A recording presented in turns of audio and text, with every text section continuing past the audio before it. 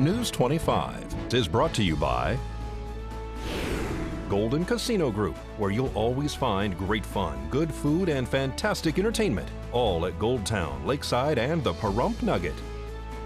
News is also brought to you by J.K. Nelson Law. Call 727-990 today for your free consultation. If you need a lawyer, you need Nelson.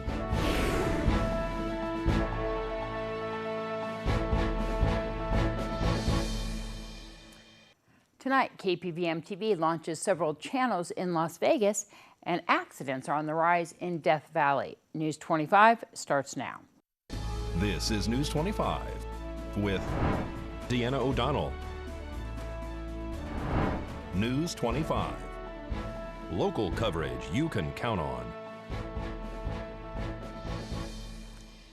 News 25 says hello and welcomes our Vegas viewers. It's Friday, January 3rd. I'm Deanna O'Donnell.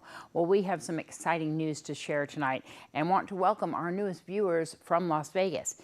As thousands rang in the new year from the world-famous Strip, KPVM television was throwing the switch at our transmitter atop Black Mountain, enabling 2 million people living in the Las Vegas Valley to see our programming.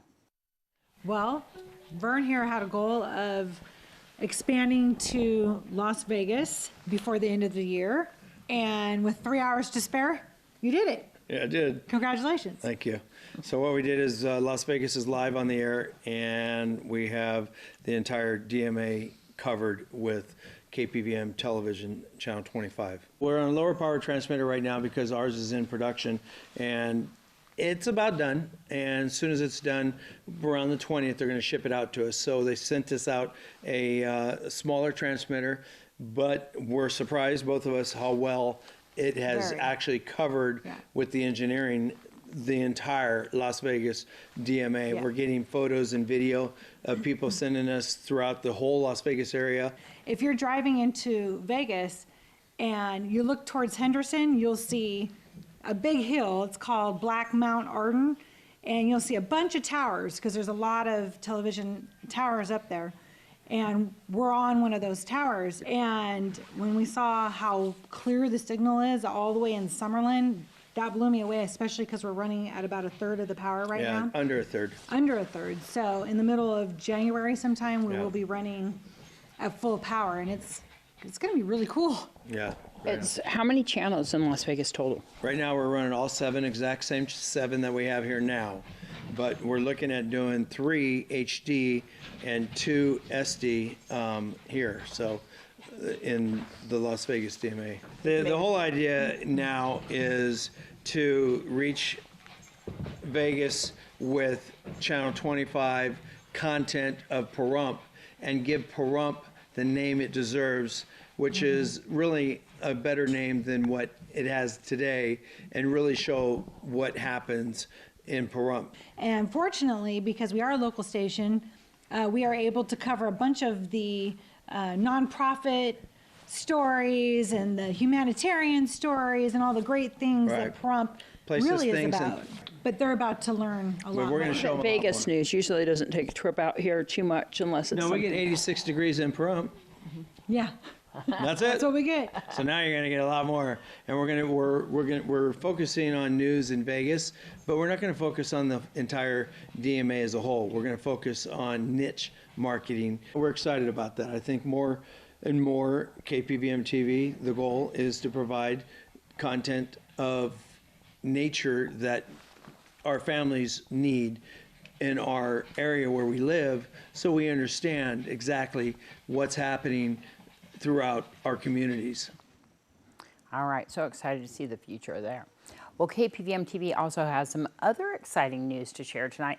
All of us here at KPVM and Ace Country want to wish our technical director, Ubaldo Alvarado, and Emily congratulations on the news that the couple are now expecting parents of their first child together. The baby is due in August, and we're so excited. Everybody knows that I'm always bugging Ubaldo about adopting another dog because he's got a beautiful dog named Pearl, and this is so much better because now I get to squeeze a baby. I still squeeze Pearl occasionally, but you know. And so for more on that announcement, you can go to KPVM-TV's YouTube and Facebook page. We're going to upload a little video.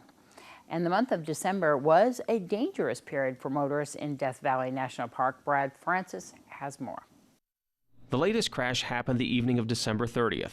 Authorities say Takumi Sagawa from Japan allowed his car to cross the center line and drift into oncoming traffic on California Highway 190 east of Stovepipe Wells. A car heading the other direction and being driven by a woman from Washington State was unable to avoid the head-on collision.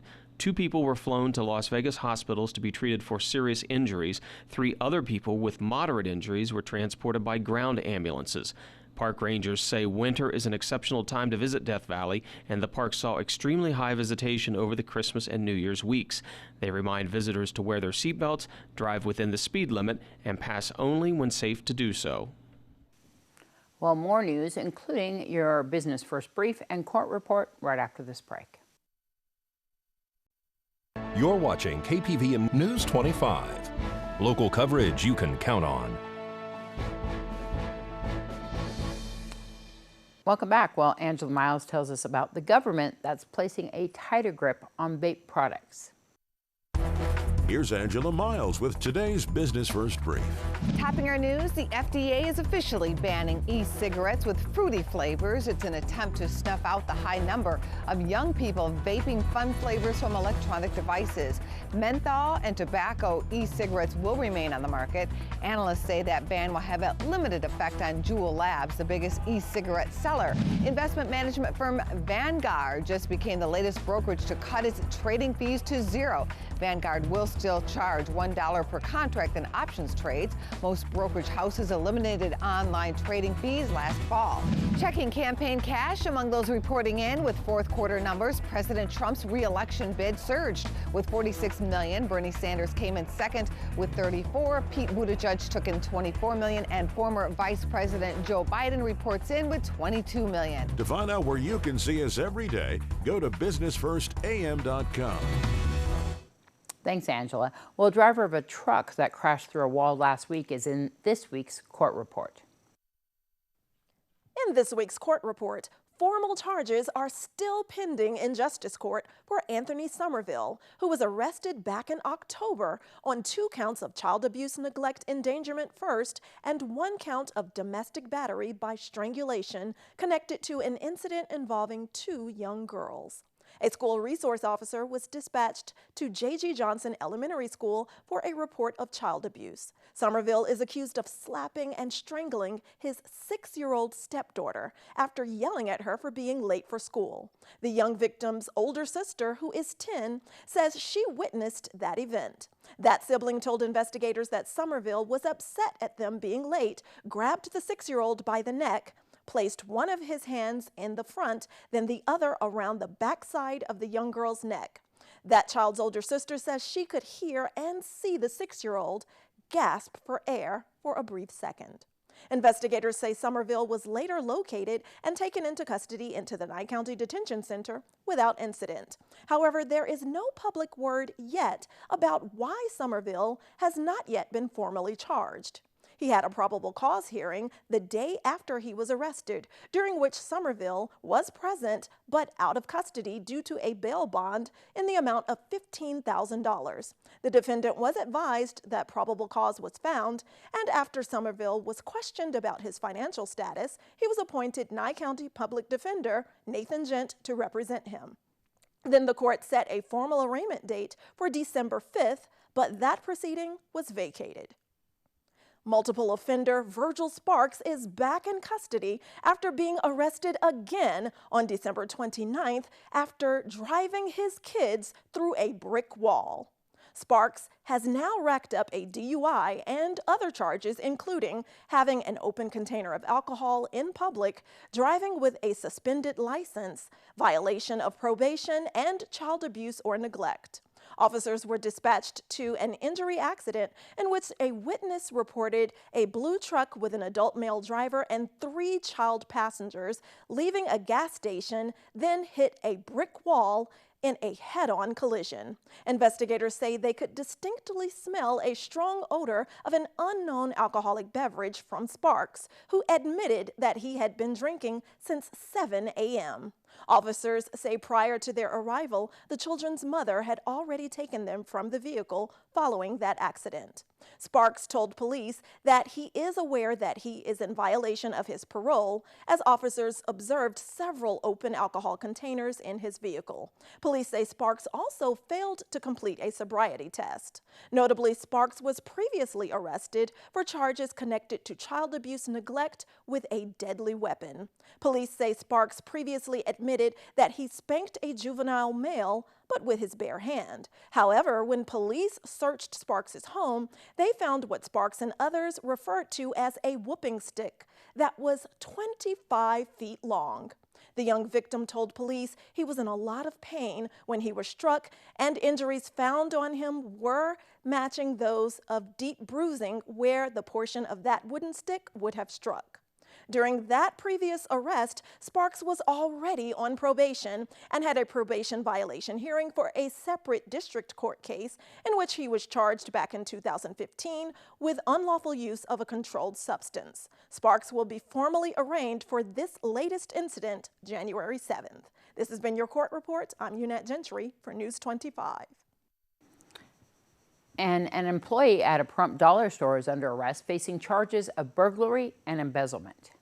Tammy Della Torriente was arrested December 15th after deputies were dispatched to the Family Dollar on South Homestead Road for a report of theft. The loss prevention manager told officers that Della Torriente had been stealing merchandise for the past 18 months. He said in-store cameras recorded her removing bags and shopping carts full of unpaid merchandise on nearly every closing shift she worked. The loss prevention manager says the total approximate value of the stolen items is $2,670. Della Torriente agreed to speak with officers and admitted to stealing items from Family Dollar. She said most of the items she was taking consisted of food and laundry soap. She went on to say she was stealing due to issues at home. The investigating officer watched numerous videos of Della Torriente taking items. Della Torriente was then placed under arrest and taken to jail, today facing charges of burglary and embezzlement. More news right after this. This segment of the news is brought to you by Mountain West Lawyers, Nye County's injury attorneys. Don't get bullied by insurance companies. Call Jason Ernest and bully them back at 775-727-9500.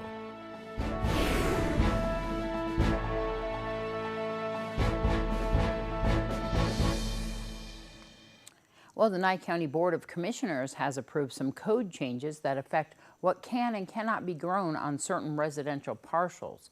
Here's Brad Francis with the details.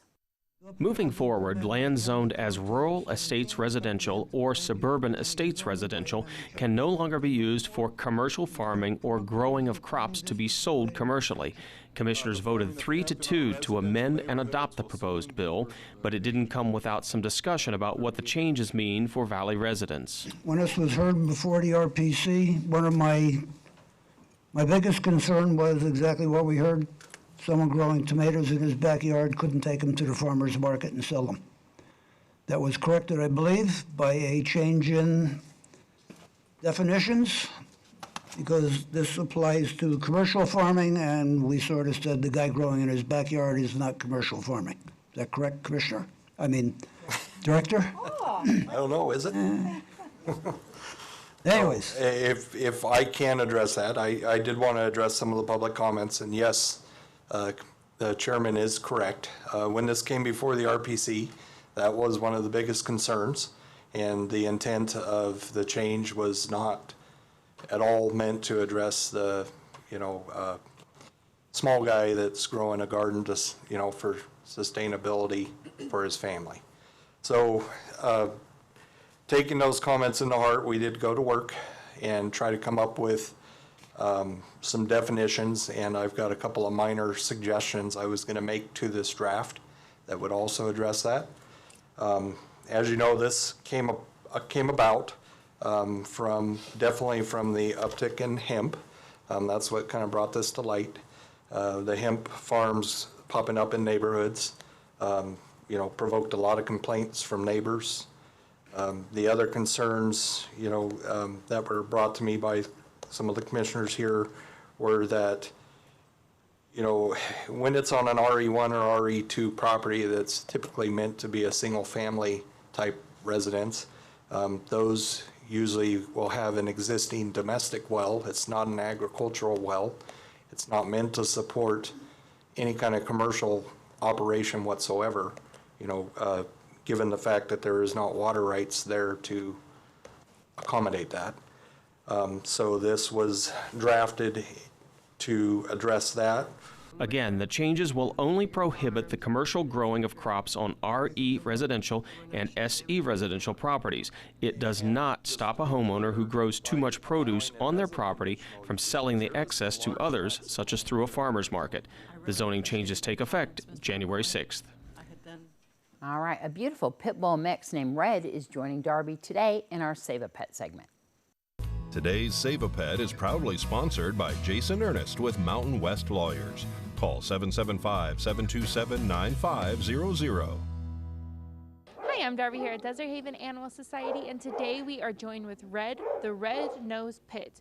He is a gorgeous dog. Obviously has a very standard red-nosed pit coloring. He also has cute little white markings on all 4 of his feet, so it looks like he's wearing little white socks. So cute. He has a very, very friendly personality. He was really interested in playing with toys. Definitely a sweet little baby. Come and see him and all of his friends here at Desert Haven Animal Society. They're in Seary Lane behind the Nye County Courthouse. You can give them a call at 775-751-7020. You can look them up on their Facebook page at Desert Haven Animal Society or go online to deserthavenas.org. Well, the Salvation Army says that they are looking into opening a thrift store once again here in Pahrump.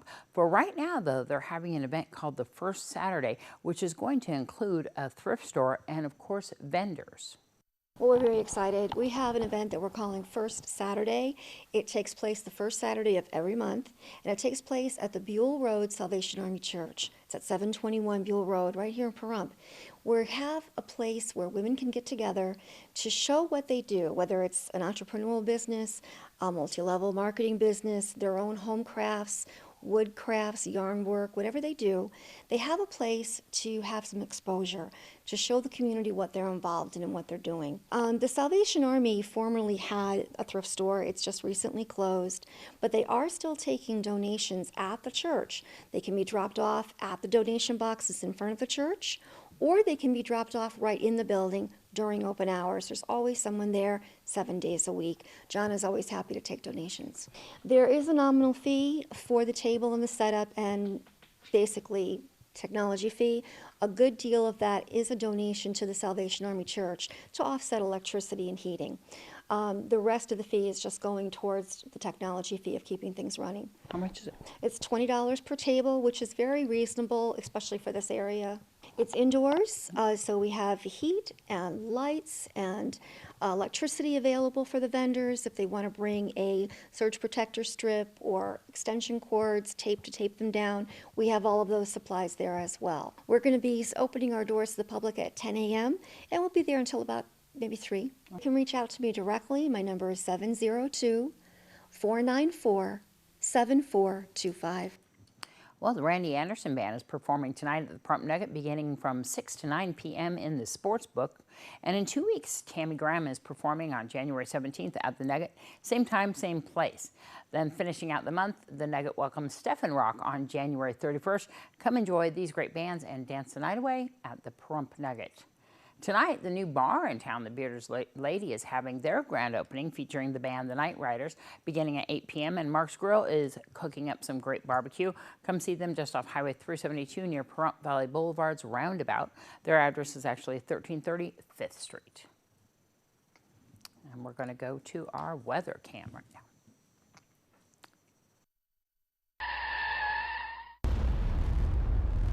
News 25 Weather Cam is brought to you by Lerner and Rowe Injury Attorney's Office in Pahrump. In a wreck, need a check? Call 702-877-1500. All right, let's take a look outside on that weather cam and see what we got happen out there earlier today. A little bit of clouds in the sky on that Lerner and Rowe weather cam. We'll tell you what's in store for our weather right after this break.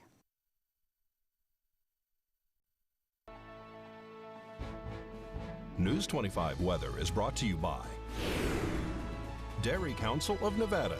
The splash of cream in your coffee, the dollop of sour cream on your burrito, The melted toasty cheese on your pizza. Undeniably delicious, undeniably dairy. Enjoy what's real.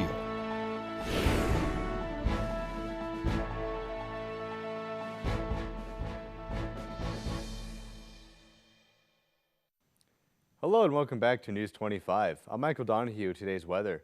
In Las Vegas, we had a high of 59 degrees, a low of 38 degrees. Death Valley, 70, a low of 45. 60th, a low of 35 in Amargosa. 59-32 in Beatty. 48 in Goldfield and Tonopah for the high. 25 for the low in Goldfield. 26 for the low in Tonopah. 55, a low of 37 in Carson City. 51-28 in Fallon. And up in Fernley, 52, their low at 32 degrees. Now today in Pahrump, we saw some partly cloudy skies. Our high today was 59 degrees, winds coming out of the south-southwest at 4 miles per hour. Our humidity at 39%, and our sunrise at 6:55 this morning.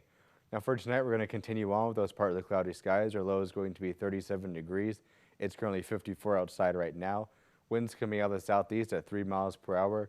Our humidity at 60%, and our sunset at 4:41 tonight. Now looking ahead to our 7-day, on Saturday, we're going to be seeing some mostly cloudy skies, and then we're expected to clear up and see some sunny skies pretty much through Friday, with the exception of Tuesday and Thursday. We're going to have some clouds rolling in, but still expected to be mostly sunny. Temperature-wise, on Saturday and Sunday, we're going to be seeing a high of 61 and 62 degrees, dropping down to about our mid-50s Monday through Wednesday at 57 and 56 degrees, and then those low 50s at 51 and 52 degrees next Thursday and Friday. For overnights, on Saturday, we're going to be seeing a low of 37 degrees. We're going to drop down to 34 on Sunday, and then we're pretty much just going to be hanging out at 32 degrees from Monday through Thursday, and coming up just a little bit to 34 by next Friday. Now with that, we're going to throw it back to the desk with Deanna. Thanks, Michael. Well, come out and support our veterans this Sunday, January 5th from 3 to 6 p.m. at the Moose Lodge. They're going to have a Disabled American Veterans donation dinner. Chicken fried steak is going to be served. It's at the Moose Lodge, once again, 1100 East 2nd Street, 3 to 6 p.m. We'll see you down there. And that's going to wrap up this edition of News 25. I'm Deanna O'Donnell. From all of us here at KPVM-TV and Ace Country Radio, have a great weekend. See you back here on Monday.